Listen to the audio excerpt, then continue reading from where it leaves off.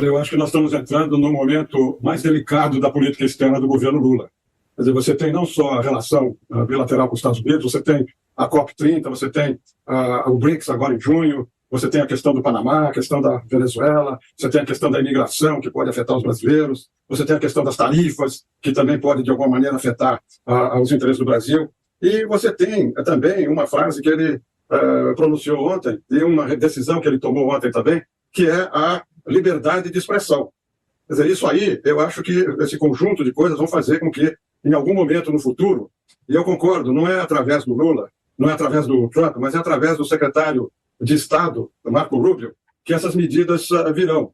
Vocês devem ter acompanhado que já houve duas manifestações da Câmara dos Representantes dos Estados Unidos, a Câmara dos Aquela que a imprensa não cobriu, aquela que foi obtida graças ao nosso trabalho. É isso mesmo? Peraí, vocês estão ouvindo um cara dentro do UOL, que é o Rubens Barbosa, que é ex-embaixador do Brasil em Washington, dando um banho de realidade nos caras. Ele está falando assim, olha, a situação do Brasil é péssima. Vocês devem observar que já houve duas manifestações, aquelas que eu colei aqui para vocês, e que teve gente que falou assim, isso não é nada. Não acredito mais em nada, não deu em nada. E aí, o que aconteceu disso? É a dificuldade de entender como é que as coisas acontecem. Que não existe plantação, não existe colheita sem plantação. Então você vai plantando, você vai regando, aí daqui a pouco você colhe os frutos. Isso aqui foi a plantação. Quem está dizendo? É o Paulo Figueiredo? Não. É o embaixador Rubens Barbosa dentro do UOL. Será que agora alguém vai começar a me ouvir? Será que a imprensa vai continuar ignorando os acontecimentos aqui, fingindo se esconder embaixo da cama, fingindo que não viram?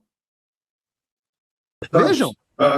Em relação a questões aqui no Brasil. Foi mandada uma carta de alguns deputados da Comissão de Relações Exteriores para o Comitê de Direitos Humanos da OEA, pedindo que fosse aberta uma investigação sobre o Brasil por causa justamente da liberdade de expressão de americanos aqui no Brasil. Essa foi a carta do Chris Smith. Bom, vocês devem lembrar de quem é o Chris Smith, né? Aquele que comandou a audiência da qual fiz parte. Opa, desculpe interromper o seu vídeo, mas desde 2022 eu continuo com as contas bloqueadas e o passaporte cancelado pelo Xandão.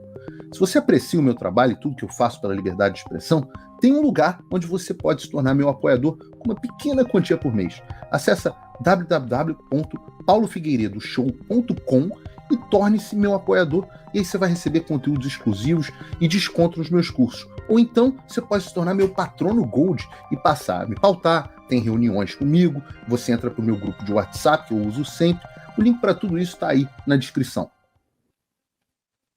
E se não fosse feito isso, que eles iam retirar o apoio financeiro do governo americano à Comissão de Direitos Humanos da OEA. E a outra medida foi um projeto de lei apresentado por uma deputada republicana que determina a cassação do visto para o ministro Alexandre de Moraes. Isso já existe. O projeto não é da deputada americana apenas, a deputada americana a qual ele está se referindo é quem? Nossa querida, deputada americana mais amada do Brasil, Maria Elvira Salazar. E ela não tira o visto do Alexandre, justiça seja feita. Ela tira o visto de qualquer funcionário público de um país do exterior que viole os direitos que nos Estados Unidos seriam considerados da primeira emenda. Se chama No Censorship on Our Shores Act. A lei da não censura nas nossas dentro do nosso território, né? Então é disso que ele está falando, porque eu digo que não é só para o Alexandre, é para todo mundo do STF, é para o Gonê, é para os policiais federais, é para uma lista que está sendo cuidadosamente compilada. E sim, o projeto de lei já existe, está correto, o embaixador. Então, eu acho que nós vamos ter um período muito desafiante em termos de relações políticas entre os estados. Eu acho que a relação desafiantes, o que ele quer dizer é que fudeu.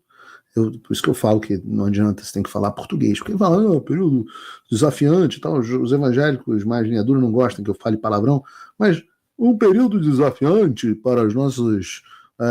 é muito diferente de dizer fudeu pro Lula e pro Moraes. É o bom português, eu falo palavrão por causa disso. Vocês me desculpem, mas é a forma direta de dizer o que está acontecendo.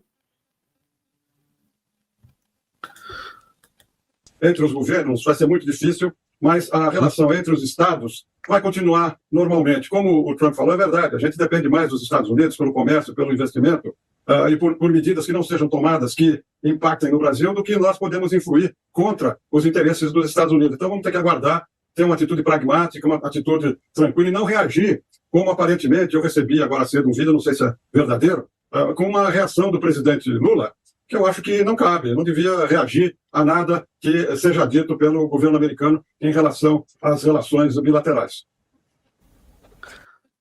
Se ao menos o Lula não nos ajudasse tanto, falando tanta bobagem. E o grande problema da história, volta o vídeo, tira não, Bruno.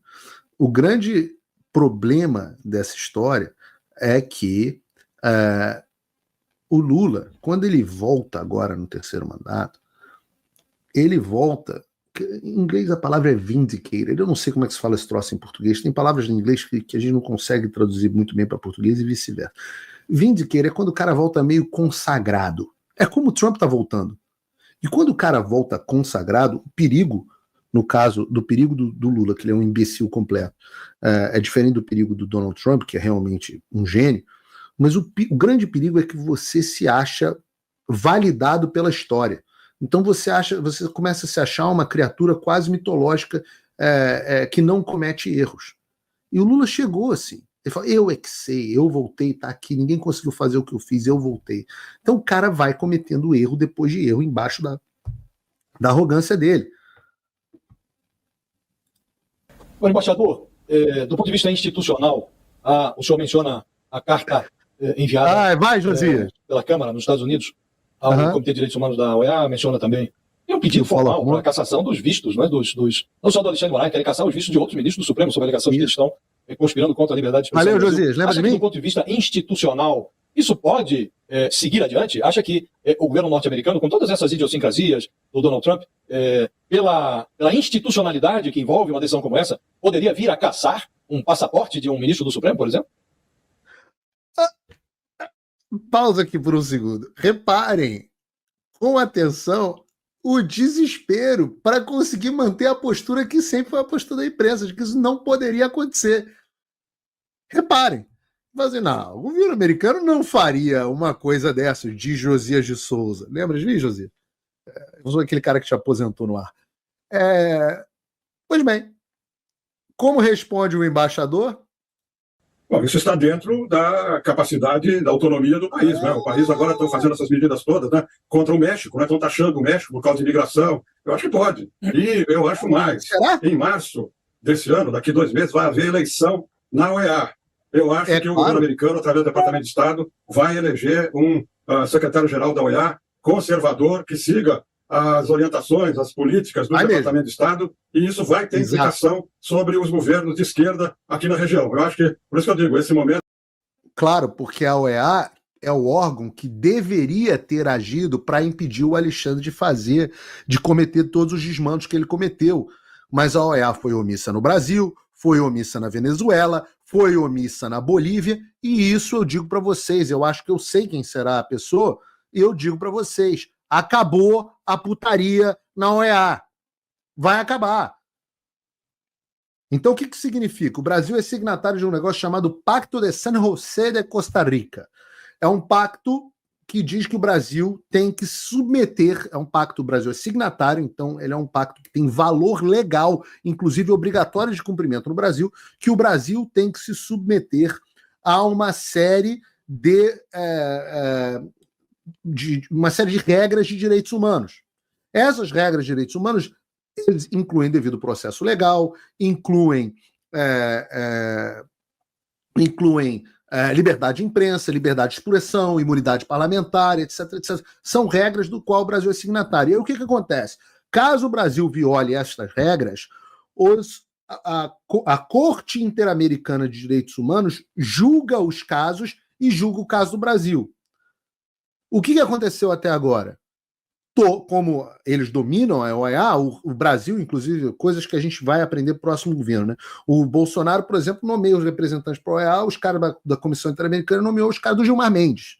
Imagina, né? Para a CVM, aquele vagabundo daquele João não sei lá das quantas. João Ascioli, eu acho. para a OEA, o cara do Gilmar Mendes. Aí você vai vendo quanto que o Deep State vai sendo ocupado pelos caras que são inimigos. O Trump também fez isso. Só que agora o Trump volta mais sábio. Só que é o seguinte, o que acontece? Já existe, eu acho que quase uma centena, pelo menos dezenas de ações do Brasil e de brasileiros como eu entrei com uma gigante com a Carla Zambelli em novembro de 2022, dentro da Comissão Interamericana de Direitos Humanos. Aí todo mundo fica falando, mas Paulo, você vai, não dá em nada, não dá em nada. Vocês estão vendo aonde que a gente quer chegar? Você tem certeza que vai dar alguma coisa? Não. Mas você planta, do mesmo jeito que você que é agricultor, você planta, você não sabe se a semente vai dar fruto. Mas você planta, você sabe que se você não plantar, não vai dar fruto. Agora, com carta do Congresso, vocês estão entendendo a plantação que vem sendo feita? Tem gente que só vai acreditar na colheita, mas a plantação está sendo feita, o embaixador está explicando para vocês. Não acreditem em mim, não acreditem no cara de esquerda dentro do UOL.